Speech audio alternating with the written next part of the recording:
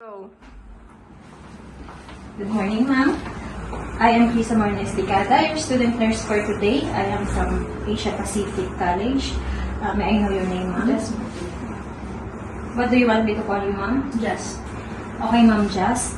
I am here to assess your skull and face.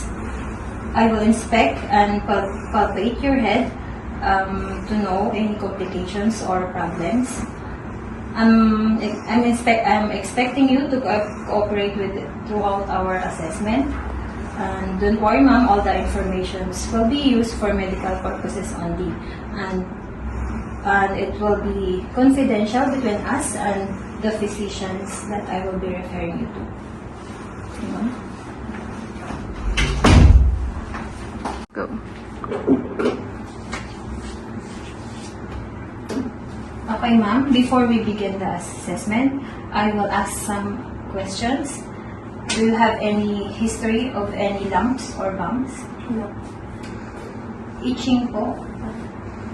Scaling? Any dandruff? Wala. Do you have any history of the subconsciousness? Wala. Dizziness or pagkahilo? Wala. Seizure? Wala. Pagsakit po ng ulo, headache? Wala. Wala po. Any facial pain or injury? Wala. Okay po, ma'am. Inspect the skull for size, shape, and symmetry. Then inspect also the facial features, symmetry of structures, and of the distribution of hair. Go. Inspect the eyes for edema or hollowness.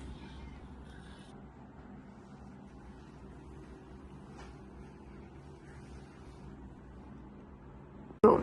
Okay, ma'am. I will be needing your cooperation for the following facial movements I will be asking you to do later. Okay, ma'am. Can you elevate your eyebrows? Frown.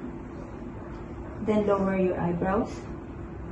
Can you close your eyes tightly? Puff your cheeks. And smile and show your teeth. Okay, ma'am. Thank you po.